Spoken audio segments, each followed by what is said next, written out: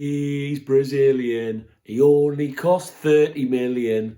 It's not Joe Linton. Looks like Bruno's through the door.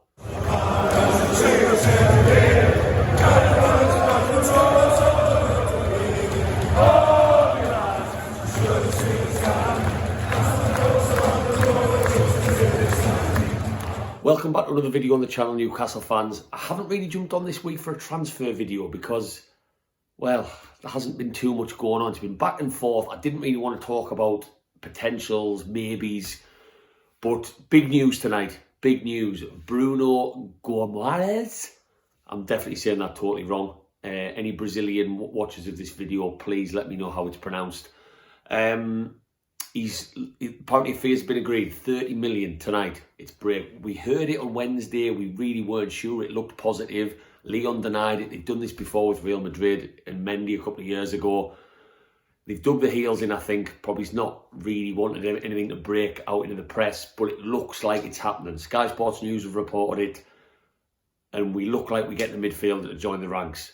So I've already done a bit of research into Bruno. I'm not one of these ones who's just going to read that Arsenal are after him and say, oh wow, watched him for years. So I was about to do a video when we'd agreed the fee earlier in the week, so I've already done a lot of research into what sort of player he is, because I don't watch Lyon. I don't watch the French league, so I'm not going to claim to know much about him. I just know that he's been quite sought after. All I'm going to say is, based off the research that I've done, it's going to be interesting to watch him in our midfield, and I think he is a coup. He is a fantastic bit of business if we can get him over the line. It's going to be interesting to watch him and Shelvey in the same midfield. His playing style, again, this is all just from research that I've sort of dug out and a lot of reading that I've done. He likes to drop deep for the ball. Very, very often he likes to come short for his goalkeeper. Very similar in the Premier League to, first names that come to mind will be like the Michael Carricks. Don't know why he's the first name that comes to mind, but likes to drop deep. He likes to play those short, easy passes.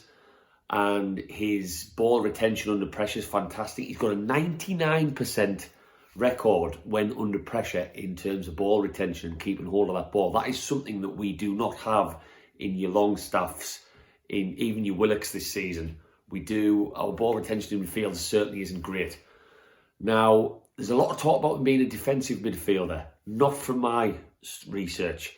He's a box-to-box. Predominantly defensive, yes, but not defensive alone. Now, when I say box-to-box, I don't mean that he's great at getting shots off. He's not. That's probably not one of his areas. When he does get a shot off, chances are it's not great.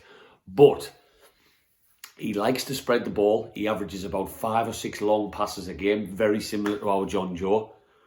Whether it's wide to the flanks, high over the top, which might not be as effective now that Callum Wilson's out of the picture. In Chris Wood, it would be more a ball to feet or to head. But he likes to dribble. So he has about 5 or 6, he averages about 5 or 6 dribbles per game, and he's very good at it. I mean, he's Brazilian. You expect a bit of flair from a Brazilian. I know Joe Linton's probably not a flair player. He's maybe the exception to that rule, but he does have that ability to take the ball past people and carry the ball. And he's got about 60% success rate in his dribbles per game as well. So he likes to play it simple. He likes a long pass. He likes to take a man on, dribble the ball out and carry the ball. So he's very much a make things tick in midfield sort of player. He is aggressive. That's maybe one of his downfalls from what I've been reading. He can be aggressive. Sometimes not always to his favour. But how many defensive midfielders and central midfielders do you know that are squeaky clean? There isn't many. In terms of players to compare to him more recently, Kovacic has been mentioned for Chelsea. Very similar player to him. But we are getting someone who has lit up the French league. I say we are getting. I know he hasn't done the medical, but we are reading that the fee is agreed. So we are getting a quality central midfield here.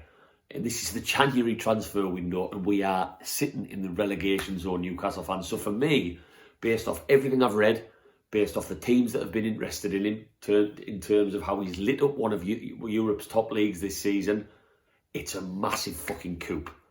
And I'm not going to say he's going to adapt to the Premier League instantly. How many foreign players do? Especially in midfield, in the battle that we're in going into that Everton game in a week and a half's time. but it's a very, very good signing if we can pull this one off, and it looks very close. So I'm fucking excited. We've got another Brazilian in the ranks. I'm going to have to work on how to spell his name, but I hope this video has certainly helped find out a little bit more about what sort of player he is. And again, I'll just go back over. Likes to come short for the ball, likes to keep things simple, likes to keep things ticking. Not scared to obviously go backwards. Ball retention is a big part of his game. He likes to progressively carry the ball. He's got a bit of pace about him and his dribbling's great. And he also likes to spread a high pass, the same as Shelvey does, to the wings, over the top. So that could suit Maximin's that could certainly suit Maximin's game with Wilson out injured. So I'm fucking over the moon, if I'm being honest, with 4 days of the transfer window yet. I'd actually made a video. I'd made a video on how worried I was about us not getting any players in. I've just cancelled that video now because this breaking news has come through tonight. So wow, yeah, another midfielder in the ranks. Get a couple of defenders in now, Eddie and Amanda. Get a left back in. I know we in talks from the lad from Bayer Leverkusen. Looks a good signing on paper. Again, I don't know much about him, but looks a good signing. Get a left back. Get a centre back. We've got a midfielder now. Hopefully, nothing goes fucking wrong because it's Newcastle. Will he, won't he? Will he, won't he? Diego Carlos looked over the line and that went tits up. So hopefully this one is done and this isn't a pointless video. And let's just see where things go from here. There's 3 or 4 days. I've got no doubts there's going to be more players coming in. There's going to be a million more stories in the press. But this sign in Newcastle fans is a fucking good one. And I am basing that off a lot of reading, not just a couple of YouTube videos, Dennis Wise style. I am basing that off a lot of reading online, analysis of how he plays, analysis of his seasons at Lyon. And I'm fucking excited. Not almost as excited as what I was about this beautiful jumper that's just arrived. We are going up in the world. We're signing Brazilian players that some of the best teams in Europe are after. Black and white banters on a jumper. Things are going fucking fantastic. If you're new to the channel, Newcastle fans, and you've liked what you've seen, give us a like, give us a subscribe. Get us on Facebook and Instagram. I'm going to be going into the city because there's no match previews for a week or so to find out what the fans in the city think about transfer window, transfer deadline day, who we need to bring in. So keep your eyes peeled for that one, and I'll touch down for another video very soon because hopefully the bodies are going to keep following this bloke. And let's just keep our fingers and our toes crossed. That beautiful Brazilian fucking has a Newcastle shirt in his hand in the next 24 hours.